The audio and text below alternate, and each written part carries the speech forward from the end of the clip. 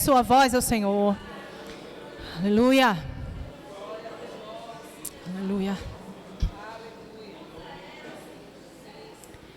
Senhor, nós estamos diante da Tua presença, Senhor. Nós bendizemos a Tua palavra, que é viva, que é eficaz. Nós estamos diante de Ti.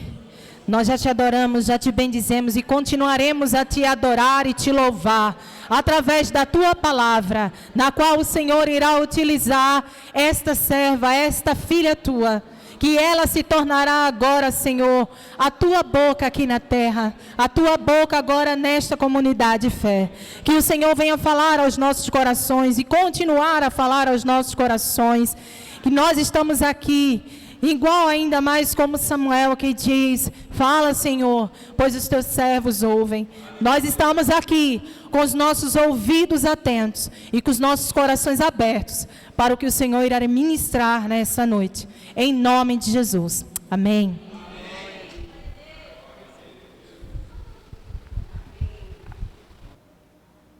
Glória a Deus. Meus irmãos, eu quero dizer assim, que durante o dia de hoje, eu já recebi muitas palavras de incentivo para pregar.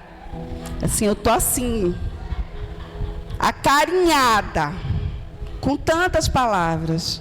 Estou me sentindo uma lutadora de MMA, né? Não sei porque as pessoas ficaram dizendo isso. Rapaz, é tanto desaforo, minha gente, eu não dou conta. Mas eu sou lavada, ensaboada, enxaguada no sangue de Jesus. Amém? Como é? Curada e sarada, como a gente aprende na EFOL. E as pessoas ficaram dizendo assim, ela separa o gelo. Disseram que ia distribuir gelo na recepção. E eu fiquei tentando entender a piada. E ela começa de um lugar. Começa da estagiária da mídia. Não é da líder do ministério, não, é da estagiária. Tá certo, gente? Mas glória a Deus por esse momento, porque nós chegamos aqui, e nós chegamos aqui com muita expectativa no coração. Minha gente, eu fico impactada como Deus se revela, quando a sua igreja tem expectativa pela revelação dele. Na verdade, não é que Deus se revele mais a fundo na Semana DIP, é porque a gente tem mais expectativa. E se a gente tem mais expectativa, ele pode se revelar de maneira mais profunda. E aí, no final do ano passado, especificamente no dia 31, nosso pastor estava pregando aqui a respeito de perceber o novo de Deus que estava por vir. E ele falou que esse ano, o ano de 2023, seria o ano da ativação. E eu fico pensando que a gente já foi tão chacoalhado, mas eu queria que você refletisse a respeito do que é ativar. O que é ativar? Segundo o dicionário, ativar significa tornar-se ou tornar ativo, aumentar a atividade, impulsionar, acelerar, intensificar. Então, nós estamos falando de algo que já existe dentro de mim e dentro de você, mas que vai se tornar ativo, ou que vai ser impulsionado, ou que vai ser acelerado, ou que vai ser intensificado. Mas diante disso a gente pode cair no engano. E que engano é esse? Você pode olhar para dentro de você e começar a pensar, mas aqui dentro de mim tem um turbilhão de sentimentos. Talvez exista medo, talvez exista ansiedade, talvez exista frustração, e você fica pensando assim, é isso aqui que vai ser ativado? Mas eu quero que você use a sua imaginação agora comigo para a gente fazer uma releitura de ativação aos moldes de Deus. Se você assiste filme ou desenho animado, como eu, porque eu não sou a pessoa que assiste muitos filmes, mas você, nos filmes ou nos desenhos animados, não sei porque o povo está rindo ali, entendi. Só porque eu falei de um filme recente, de 2002, mas está tudo bem entre nós. Então, se você já assistiu filmes e desenhos animados, em alguns deles você já se deparou com um painel de controle. Um painelzão de controle, com vários botões. E nesse painel de controle, normalmente, gente, tem um botão vermelho. Tem ou não tem?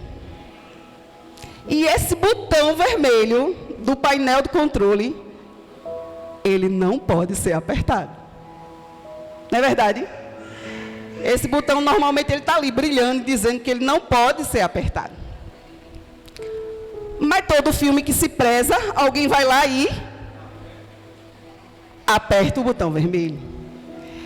E comumente, quando alguém aperta o botão vermelho desse painel, se tratar de um carro ou de um avião, o piloto ele é ejetado. E se for alguma máquina, uma cabine, enfim, o que seja, ela entra no modo de autodestruição. E aí, você é alertado a não apertar o botão. Não aperte o botão vermelho. Mas hoje, eu quero que você pense como é que Deus trabalha em nós para ativar aquilo que Ele mesmo colocou em nós. Deus é aquele que está aqui para apertar o botão vermelho. Deus vai apertar o botão para fazer o piloto ejetar da cadeira e para fazer a máquina entrar no modo de autodestruição. E essa foi uma forma tecnológica que eu encontrei para dizer: morra. Você precisa morrer. E Deus vai te dar essa forcinha, irmão. Ele está aqui para te ajudar nesse trabalho. Porque, na realidade, o que o Senhor deseja é resetar a tua máquina. Sabe, vocês aí que entendem, eu só peço ajuda ao povo das tecnologias, porque eu não entendi nada. Mas vocês que entendem, vocês sabem que quando a gente reseta a máquina, a gente faz com que ela volte para as configurações originais de fábrica. Né? Um reset daqueles, né? Aquele resetinho que tu só aperta um botãozinho para, né? E Deus quer justamente nos resetar nessa noite. Ele quer fazer com que cada um de nós funcionemos da maneira que Ele nos criou para funcionar. Porque a partir desse momento que esse piloto é ejetado, ou seja, que você sai do controle, e a partir do momento que essa máquina é autodestruída, porque a gente fala que nós, segundo a Bíblia nos diz, nós somos o vaso e o Senhor é o oleiro. E muitas vezes a gente tem a ideia que Deus vai melhorar o vaso. Mas Ele não melhora o vaso. Ele quebra o vaso. E Ele faz um novo vaso. Então Deus e o Evangelho de Cristo, Ele não veio para melhorar a tua vida. Ele veio para te matar. E para te transformar numa nova pessoa, segundo os moldes de Deus. E é isso que a gente precisa começar a entender da ativação. Para o Senhor ativar, Ele primeiro precisa destruir tudo isso aí, que está fora dos padrões divinos. E aí Ele vai aí nesse painelzão de controle, e começa a apertar os botões de ativação. E desde o primeiro dia dessa semana de direção profética, o Senhor, Ele tem apertado os botões. E Ele começou apertando o botão da unidade. Ele ativou a unidade no seu e no meu coração. Mas Ele também apertou o botão da ousadia. E nós sermos ousados em Deus. Ele também apertou o botão da honra. E ontem, o Senhor apertou mais um botão. O botão da prosperidade. Amém? Hoje, Deus continua nesse trabalho de ativação na nossa vida. E Ele deseja apertar um novo botão. E esse botão é o botão da motivação. Pergunta aí para o seu irmão, você está motivado? Fala outra pergunta para ele. Qual é a sua motivação? Essa é uma pergunta importante e que a gente precisa pensar na resposta. qual é a nossa motivação? Porque a motivação é o que vai determinar se a gente vai concluir ou não aquilo que a gente inicia. Porque muitos de nós temos iniciado projetos, tarefas, atividades e temos deixado elas pelo meio do caminho. Por quê? Porque faltou motivação, a gente se perdeu no processo e a gente abandonou o projeto. Mas é preciso entender que, como a gente já tem dito várias vezes aqui, o mais importante não é como se começa, mas como se termina. Ontem, a gente foi ministrado através da vida da nossa pastora Lene, e ela falou de vários homens de Deus piedosos que começaram bem, mas que de alguma maneira não terminaram bem a sua carreira cristã. E isso deve chamar a minha atenção e a sua, pelo modo como eles se comportaram. Talvez eles tenham perdido a verdadeira motivação ao longo da jornada, ao longo do processo. Mas hoje eu quero falar de alguém para você que, diferente da maioria desses que foram citados ontem, não começou de uma maneira tão legal. Ele não começou bem. Mas a verdade é que ele terminou de maneira excelente. E ele diz a respeito de si mesmo a seguinte frase, que é bastante conhecida de todos nós: combati o bom combate, terminei a corrida, guardei a fé. Sim, nós estamos falando do grande apóstolo, o apóstolo Paulo.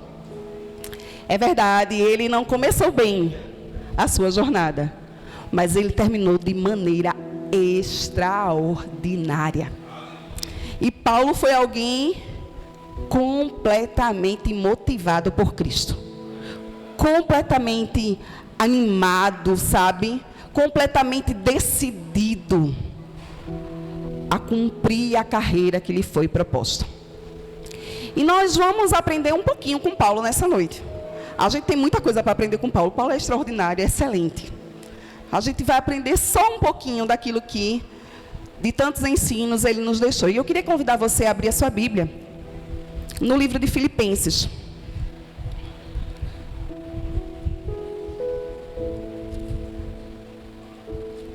Filipenses capítulo 1.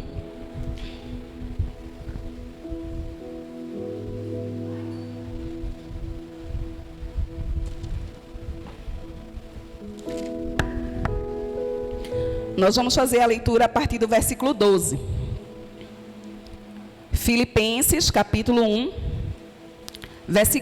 versículo 12, nos diz assim a palavra do Senhor: quero ainda, irmãos, cientificar-vos de que as coisas que me aconteceram têm antes contribuído para o progresso do Evangelho, de maneira que as minhas cadeias em Cristo se tornaram conhecidas de toda a guarda pretoriana e de todos os demais. E a maioria dos irmãos, estimulados no Senhor por minhas algemas, ousam falar com mais desassombro a palavra de Deus. Alguns, efetivamente, proclamam a Cristo por inveja e porfia. Outros, porém, o fazem de boa vontade. Estes, por amor, sabendo que estou incumbido da defesa do Evangelho. Aqueles, contudo, pregam a Cristo por discórdia, insinceramente, julgando suscitar tribulação às minhas cadeias. Todavia, que importa? Uma vez que Cristo, de qualquer modo, está sendo pregado, quer por pretexto, quer por verdade. Também com isto me regozijo, sim, sempre me regozijarei, porque estou certo de que isto mesmo, pela vossa súplica e pela provisão do Espírito de Jesus Cristo, me redundará em libertação, segundo a minha ardente expectativa e esperança de que em nada serei envergonhado, antes, com toda a ousadia, como sempre também, agora, será Cristo engrandecido no meu corpo, quer pela vida, quer pela morte. Porquanto, para mim, o viver é Cristo, e o morrer é lucro. Entretanto, se o viver na carne traz fruto para o meu trabalho, já não sei o que hei de escolher. Ora, de um e outro lado, estou constrangido, tendo o desejo de partir e estar com Cristo, o que é incomparavelmente melhor. Amém? Eu queria orar mais uma vez com você nessa hora. Pai, em nome de Jesus, nós estamos diante da Tua Palavra. E a Tua Palavra, ela é a verdade. E nós queremos, Senhor, nessa hora, ser como uma boa terra, em que Tua Palavra possa germinar e crescer, e gerar o fruto para o qual ela foi liberada. Pai, que o nosso coração e a nossa mente estejam nessa hora cativos à obediência de Cristo, em nome de Jesus. Amém.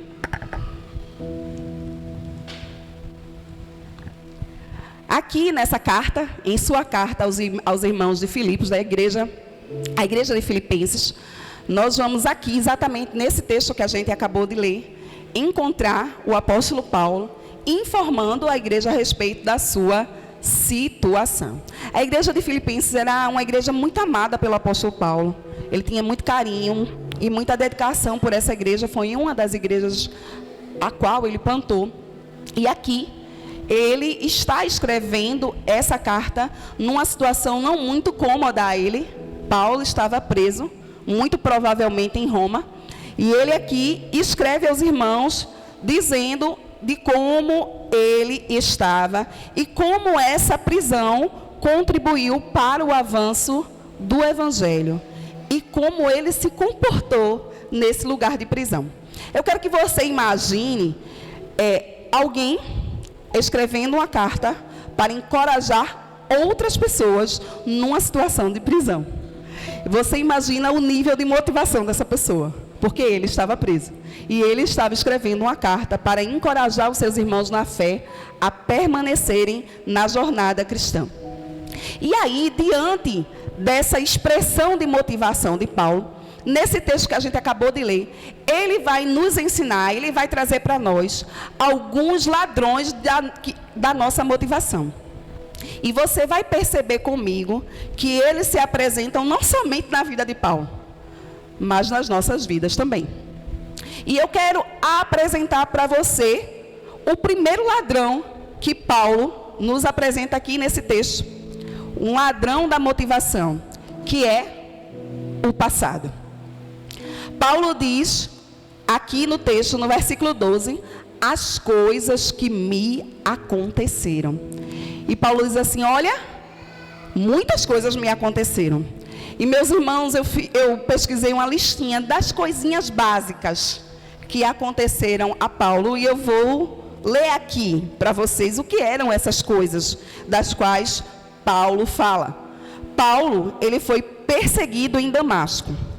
Paulo, ele foi rejeitado em Jerusalém. Paulo foi dispensado do campo pelo próprio Deus. Paulo foi esquecido em Tarso. Ele foi colocado na sombra de outro líder.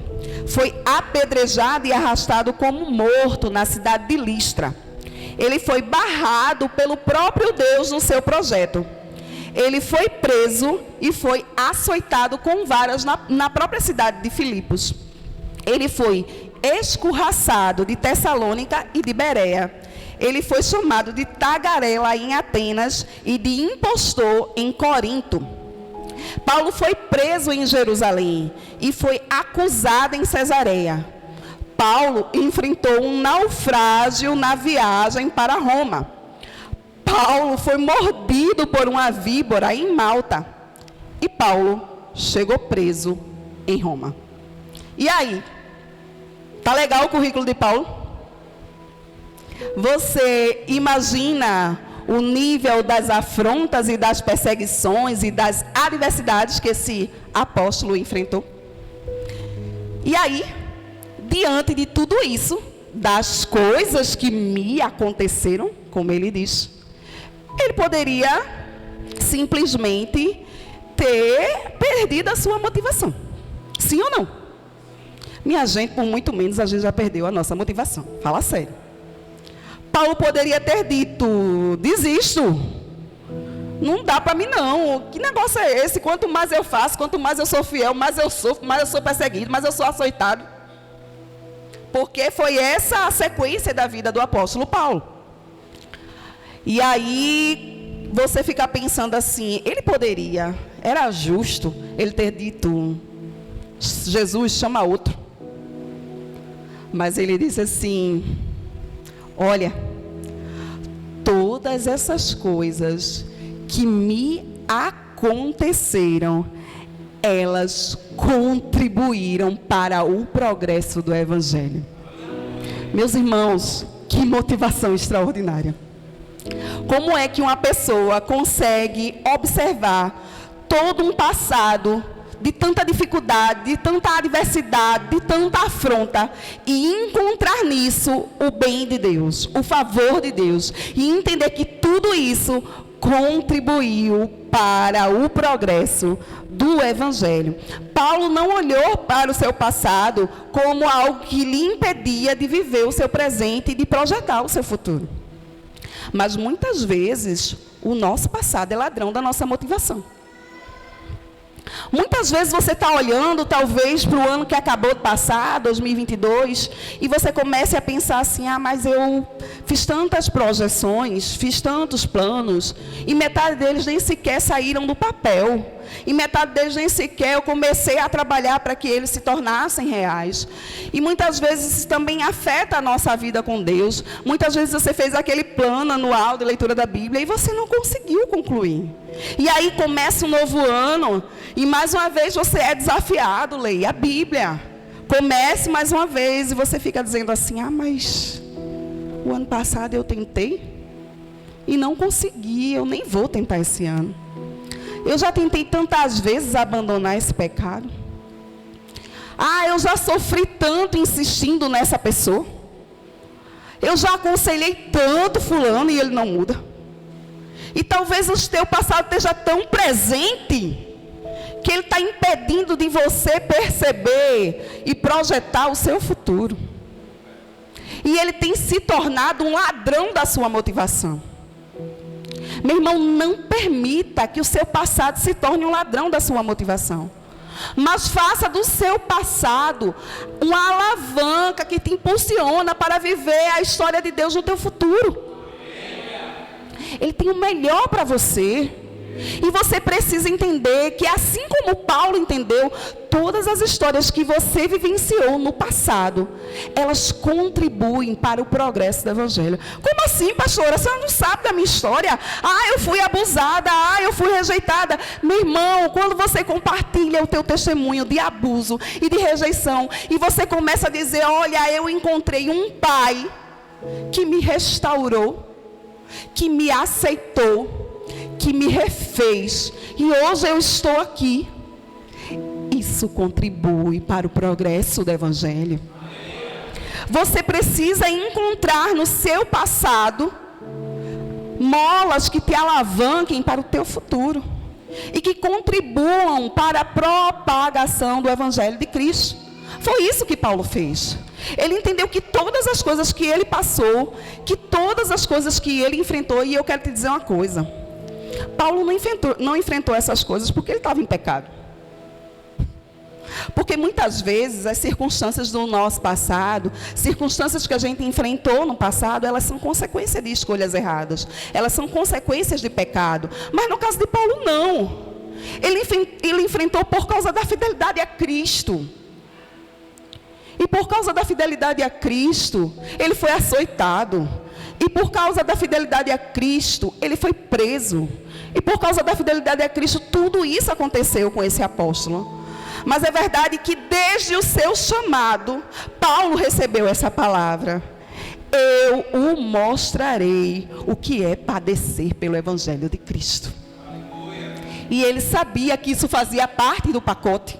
Por isso ele permanecia motivado. Chacoalha teu irmão aí, do lado. Chacoalha, mesmo que não tem ninguém, alcança aí sim, muito bem, alcance ele. E diga assim para ele, permaneça motivado. Amém. Permaneça motivado. O seu passado contribui para a propagação do Evangelho de Cristo, amém? Foi isso que Paulo entendeu. E é isso que eu e você precisamos entender. as nossas histórias, os nossos fracassos, as nossas adversidades, todas elas contribuem para o avanço do Evangelho de Cristo. Amém? Paulo soube lidar com outro ladrão da motivação. E qual foi ele? A prisão e as algemas. Paulo vai nos dizer nos versos 13 e 14: as minhas cadeias e as minhas algemas. Ele nos diz assim, no verso 13: de maneira que as minhas cadeias em Cristo se tornaram conhecidas de toda a guarda pretoriana e de todos os demais. E a maioria dos irmãos, estimulados no Senhor por minhas algemas, ousam a falar com mais desassombro a palavra de Deus. Meus irmãos, Paulo estava preso. Quando Paulo está escrevendo essa carta aos irmãos de Filipos, ele se encontrava numa prisão. Você que talvez já tenha estudado aqui o contexto histórico, você vai dizer: pastora, mas ele não estava lá no calabouço, né? Ele estava numa prisão domiciliar. É verdade. Ele estava numa prisão domiciliar. Talvez se fosse no tempo de hoje, ele estava usando a tornozeleira eletrônica, né? Estava numa prisão domiciliar. Meu irmão, mas prisão é prisão. Você está impedido do seu direito de ir e vir. E Paulo estava nesse contexto, um contexto de prisão, um contexto em que ele se encontrava cerceado. Ele estava limitado. Ele não podia ter mais aquela movimentação. Imagina um missionário preso, minha gente. Deve dar agonia demais, porque eu fico imaginando, porque meu marido lá em casa é uma agonia, porque tem, a gente vai para onde hoje? Porque ele tem que estar no mundo. Ele vai na barraca, é uma viagem missionária. Eu estou falando sério. Ele vai comprar uma manteiga, volta depois de meia hora. Porque ele precisa, né, sair para falar de Jesus. E aí, imagina, o apóstolo Paulo preso. Essa era a situação do apóstolo Paulo, ele estava preso. E diante da prisão, ele poderia ter dois comportamentos. O primeiro, ele poderia pensar assim: eu estou numa prisão domiciliar, eu não estou num calabouço, então tá melhor para mim, né? Eu não estou igual a outros prisioneiros que estão lançados aí num calabouço fétido, enfim, num lugar horrível. Eu estou aqui nesse lugar, então eu posso ser um preso que tenha bom comportamento, né? Eu posso ficar na minha aqui, quietinho, sem tumultuar muito o ambiente, e aí eu consigo cumprir minha pena e sair daqui sem maiores problemas. Ele podia ter tido esse pensamento e ter tido esse comportamento. E a segunda atitude que o apóstolo poderia ter é o seguinte: murmuração. Ele podia ficar ali e começar a reclamar, começar a maldizer, começar a dizer: Senhor, mas eu sou teu servo. As orações que os crentes gostam de fazer: eu sou teu servo, eu sou teu filho, estou passando por isso, né? E Paulo podia começar a cantar aquela canção de quem te viu passar na prova e não te ajudou, né? Ele podia começar a falar do evangelho da vingança: quando eu sair daqui eles vão ver, né? Porque tem uns crentes que tem uma oração bem bonita, pastor Maurício, pastora Cátia, que é assim: eu já entreguei ele a Jesus. Olha que coisa linda, né? Entregou a Jesus, mas esse entrega a Jesus é Jesus matar ele. Mata, pega Jesus, né?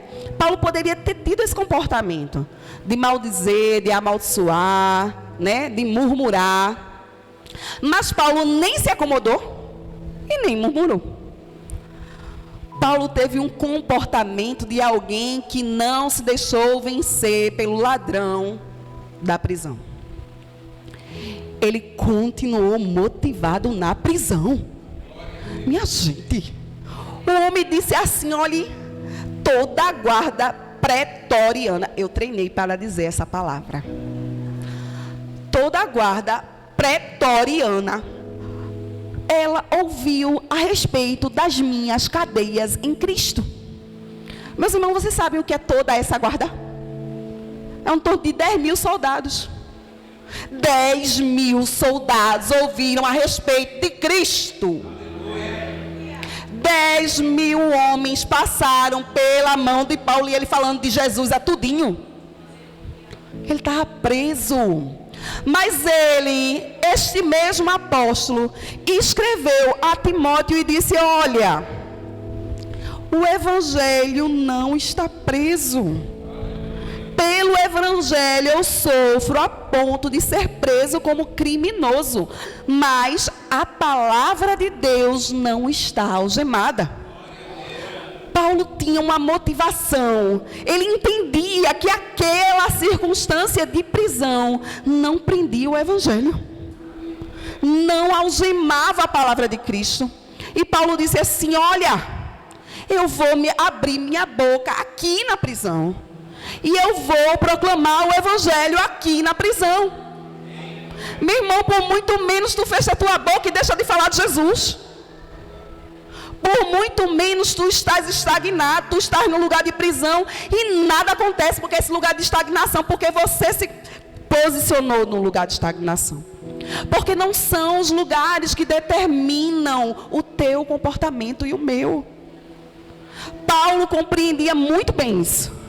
E ele pregou para todos aqueles soldados, e a Bíblia diz ainda, e aos demais, ou seja, os juízes que apareceram ali, o povo que ia lá visitar ele, todo mundo que aparecia na frente de Paulo, ele falava de Jesus.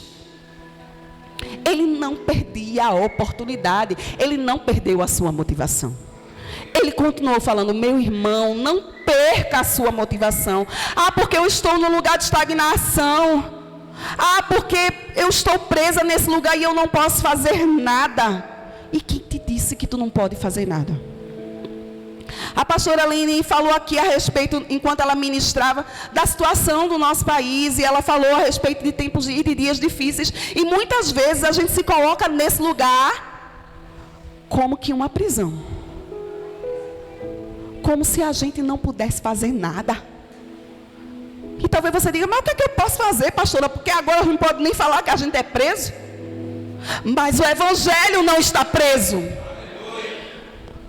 Você pode interceder. Você pode adorar. Você pode proclamar a palavra da verdade de Cristo. O evangelho não está preso, meus irmãos. Você quer maior exemplo de que o evangelho nunca estará preso do que os nossos irmãos da igreja perseguida? Meus irmãos, eles vivem num contexto de extrema perseguição. Eles não podem se autodeclarar cristãos. Eles não podem fazer como nós fazemos aqui, uma reunião pública, um culto público, onde a gente marca horário, coloca na internet, avisa em grupo. Não. Eles não podem fazer isso. E como é que eles fazem? Eles se reúnem em cavernas. E como é que eles sabem a hora do culto? O Espírito Santo avisa. O evangelho não está preso.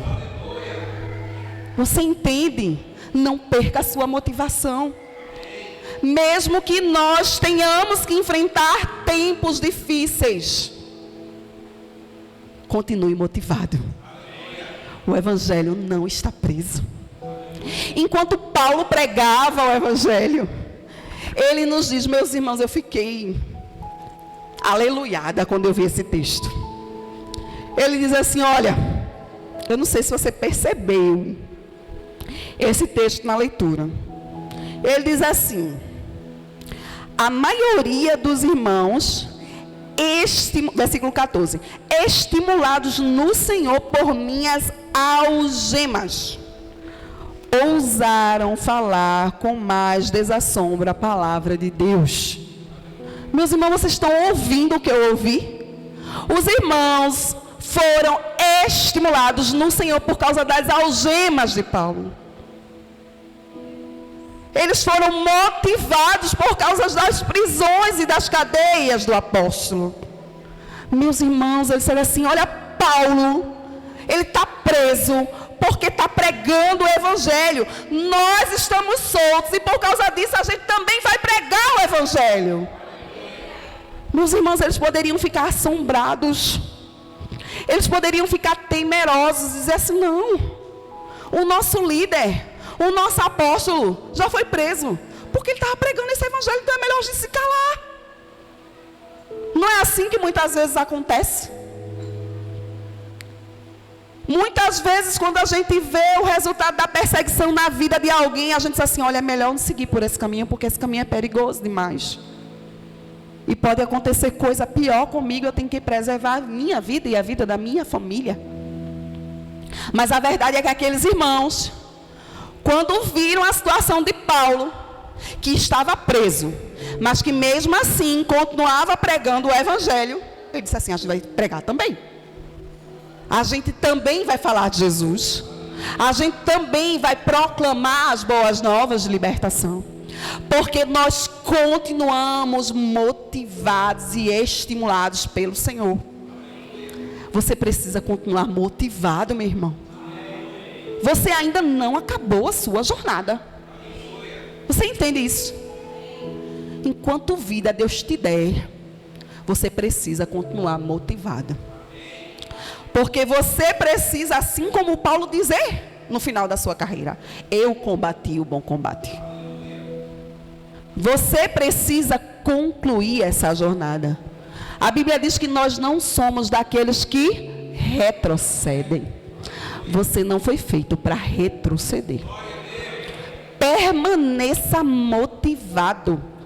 Não deixe o ladrão das algemas e da cadeia roubar a sua motivação. Paulo vai nos ensinar também que se apresentam para nós, como se apresentou para ele, outro ladrão da motivação, que são as pessoas. E ele vai nos dizer justamente isso. Ele diz assim: olha, alguns proclamam esse evangelho por inveja e contenda, e outros fazem isso de boa vontade. Versículo 16, ele nos fala essa verdade. Como eu compartilhei com vocês, a prisão de Paulo fez com que muitas pessoas começassem a proclamar ainda mais o evangelho. Mas a verdade é que a motivação do coração dessas pessoas era diferente. Existiam pelo menos 2 grupos aqui, né, de pessoas com motivações diferentes. E aí Paulo nos apresenta: o primeiro eram as pessoas que pregavam por inveja e por contenda. Como assim? Era mais ou menos assim o contexto. Paulo era o líder, né, da maioria daquelas igrejas ali, e agora ele estava preso. Então os irmãos disseram assim: agora o lugar é meu. Paulo perdeu a bolacha dele. Eu vou pregar o evangelho, eu vou mostrar serviço, e a igreja vai entender que não precisa de Paulo. E agora apareceu a vaga, e essa vaga vai ser minha. A motivação no coração de muitos que estavam ali pregando o evangelho era por interesse próprio, por inveja de Paulo, por contenda. E eles pensavam assim: ó, quanto mais eu pregar, e quanto mais a igreja vê que o negócio está dando certo, eles vão se esquecendo de Paulo, e Paulo vai continuar mais tempo preso. Então, essa era a motivação do primeiro grupo. E o outro grupo que Paulo apresenta aqui eram aqueles que pregavam de boa vontade. Esses irmãos eram aqueles que entendiam que Paulo estava ali cumprindo de fato e de verdade a carreira que lhe foi proposta. Eles entendiam que eles precisavam cooperar em amor com o trabalho de Paulo. Diz assim: olha, o meu líder, o apóstolo, está lá na prisão pregando o evangelho, ele não parou. E nós estamos aqui do lado de fora, então nós precisamos dar continuidade a essa obra. Nós vamos pegar junto com ele, como a gente aprendeu agora no primeiro dia da semana de direção profética, né? A unidade. Nós vamos continuar fazendo, nós vamos continuar proclamando o evangelho. E eles desejavam ajudar o seu líder. E aí, diante desses posicionamentos diferentes, né? Uns por contenda, por inveja, e outros por boa vontade, por amor, como foi que Paulo reagiu? Meus irmãos, ele decidiu não se importar. Ele nos diz exatamente isso no versículo 18. Ele diz exatamente assim: todavia, que me importa? Paulo está dizendo assim, olha, se uns estão pregando por inveja, por contenda, se outros estão pregando por amor, por boa vontade, o que me importa? Isso não me interessa. Eu continuo motivado a fazer o meu trabalho.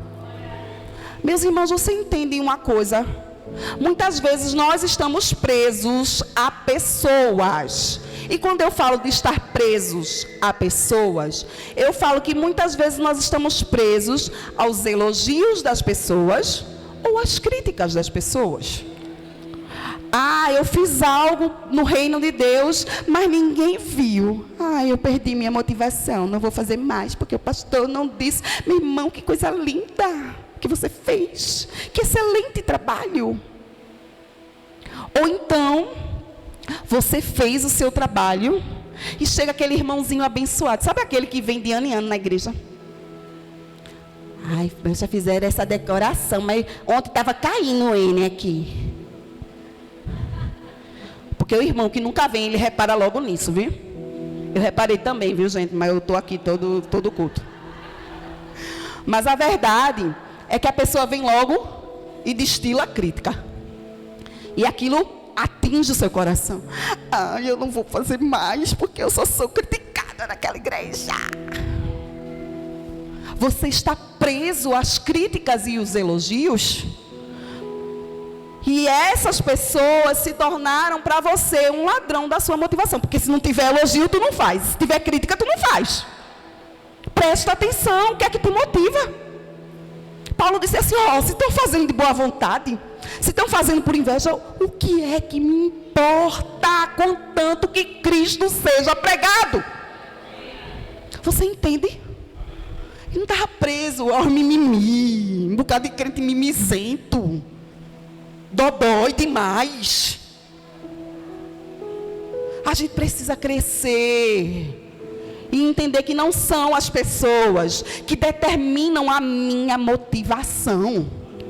Ah, não pode ser. Meu irmão, se você está fazendo, esperando elogio, vá, se jogue lá no seu quartinho e diga, Jesus me cure. E se as críticas estão fazendo você parar, se jogue no seu quartinho e diga, Jesus me cure. As pessoas não são a sua motivação. Paulo entendia isso. Ele disse, olha, eu não quero me importar. As pessoas não determinam a minha conduta. Paulo entendeu que independente das pessoas, Cristo estava sendo pregado. Se elas tinham a motivação correta ou não. Cristo estava sendo pregado.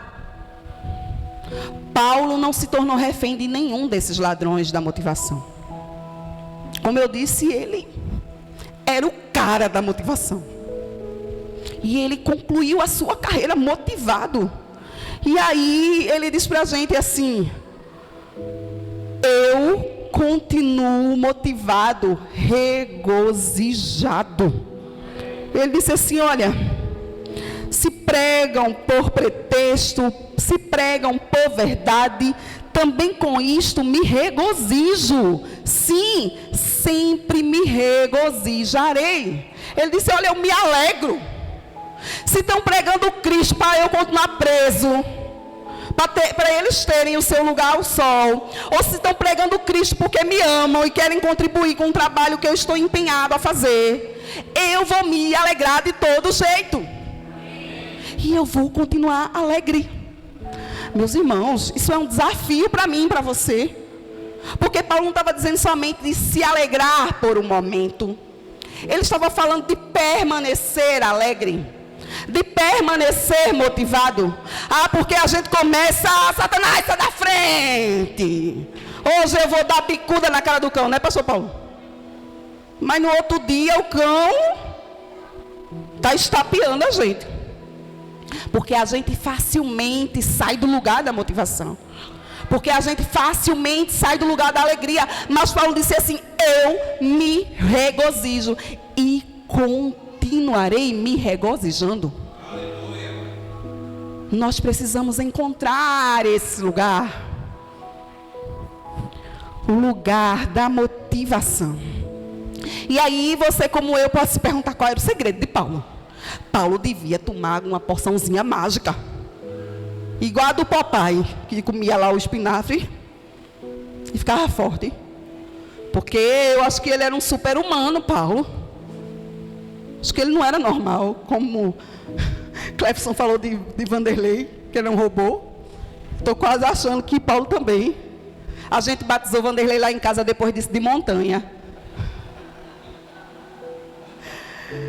E aí, minha gente, você deve se perguntar: o que é que Paulo tinha? O que é que ele tinha para permanecer motivado? Minha gente, lembra do botão vermelho que eu falei no começo? Deus apertou esse botão na vida de Paulo. Deus resetou Paulo assim, ó. Tum. Porque ele nem sempre foi essa Coca-Cola toda que ele era. Um dia, ele já foi esse crente completamente, mais ou menos, quer dizer, nem crente ele era. Mas Deus fez um reset na vida de Paulo. Deus disse assim: agora eu vou ejetar esse piloto. E agora eu vou botar essa máquina no modo autodestruição. E assim, Paulo começou a vivenciar essa experiência que a gente está compartilhando agora. Ele vai compartilhar para a gente esse reset. Vai lá para Filipenses capítulo 3.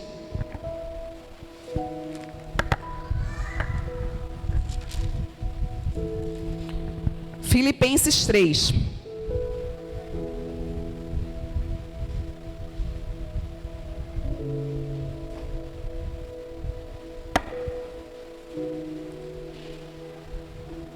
Nós vamos ler a partir do versículo 4. Ele nos diz assim: bem que eu poderia confiar também na carne. Se qualquer outro pensa que pode confiar na carne, eu ainda mais. Circuncidado ao 8º dia, da linhagem de Israel, da tribo de Benjamim, hebreu de hebreus, quanto à lei, fariseu, quanto ao zelo, perseguidor da igreja, quanto à justiça que há na lei, irrepreensível. Mas o que para mim era lucro, isto considerei perda por causa de Cristo. Sim, deveras considero tudo como perda por causa da sublimidade do conhecimento de Cristo Jesus, meu Senhor, por amor do qual perdi todas as coisas e as considero como refúgio para ganhar a Cristo e ser achado nele, não tendo justiça própria que procede da lei, senão a que é mediante a fé em Cristo, a justiça que procede de Deus, baseada na fé, para o conhecer, e o poder da sua ressurreição, e a comunhão dos seus sofrimentos, conformando-me com ele na sua morte, para de algum modo alcançar a ressurreição dentre os mortos. Aleluia. Meus irmãos, que relato extraordinário. Paulo vai nos contar aqui como foi que Deus resetou ele. Ele vinha numa jornada, e aqui eu peguei um comentário bem legal aqui dessa Bíblia, que ela fala de uma escada que Paulo subiu na carne. Uma escada de autoexaltação.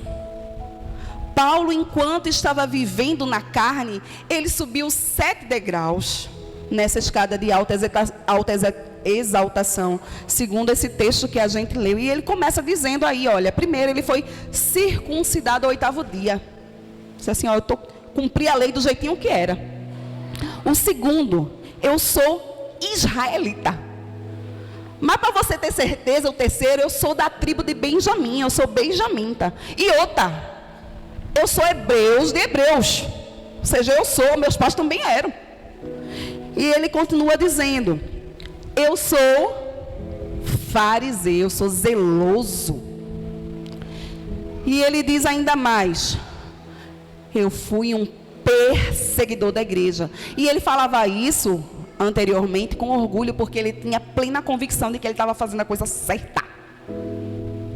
E por último, ele diz, eu fui irrepreensível de acordo com a lei. Então Paulo diz assim, olha, nessa jornada aqui, nessa subida dessa escada da autoexaltação, eu fui o cara. Não tinha melhor que eu não. Mas quando eu cheguei lá em cima, no último degrau, eu vi uma luz. Eu vi uma luz. E essa luz me derrubou dessa escada da autoexaltação. E tudo isso, que para mim era motivo de orgulho, eu considero como refúgio. Eu considero como perda. Eu considero como esterco. Por causa da sublimidade de Cristo. Eu encontrei algo muito mais excelente de tudo que eu podia pensar ou imaginar. Eu encontrei a Cristo e não há nada que se compare com Ele.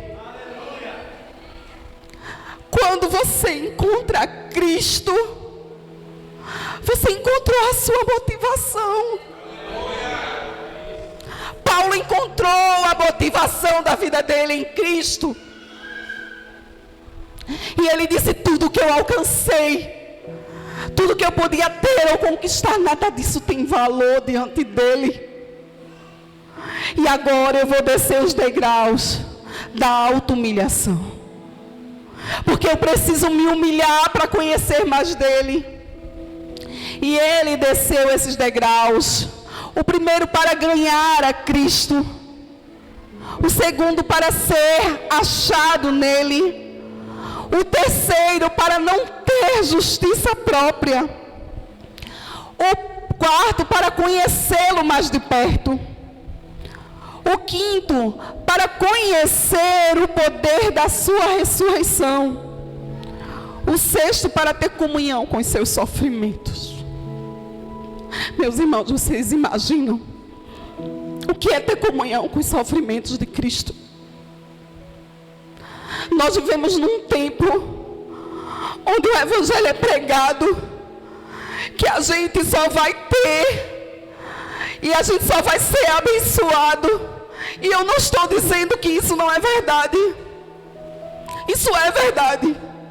Mas a Bíblia diz que aquele que renunciar a Cristo, renunciar a família, renunciar a amigos por amor de Cristo, ele vai ter sim 100 vezes mais casa, bens, família, amigos, mas com perseguições. Não esqueça desse detalhe. É com perseguições. E Paulo disse, eu completo no meu corpo as aflições de Cristo. Ele decidiu renunciar a tudo para ser participante dos sofrimentos de Cristo. Você já pensou o que é que faz Cristo sofrer? Isso deixa você motivado.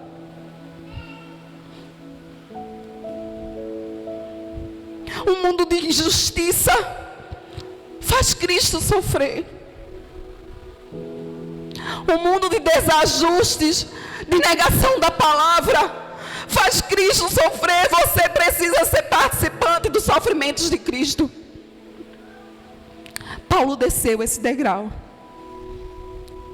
E o último degrau, ele disse, eu me conformo com ele na sua morte.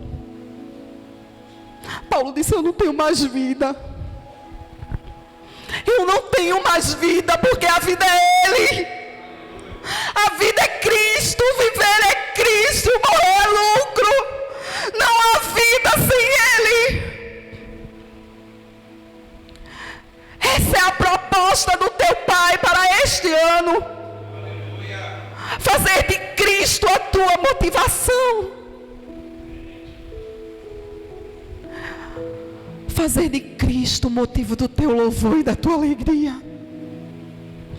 Paulo entendeu que toda essa jornada dele o levaria à ressurreição e o grande encontro com Cristo naquele grande e glorioso dia. Por isso ele permanecia motivado. Porque ele não estava motivado pelas circunstâncias. Ele não estava motivado pelas pessoas. Ele estava motivado por Cristo. O que é que motiva você? Fica de pé no teu lugar. Nós vamos adorar o Senhor.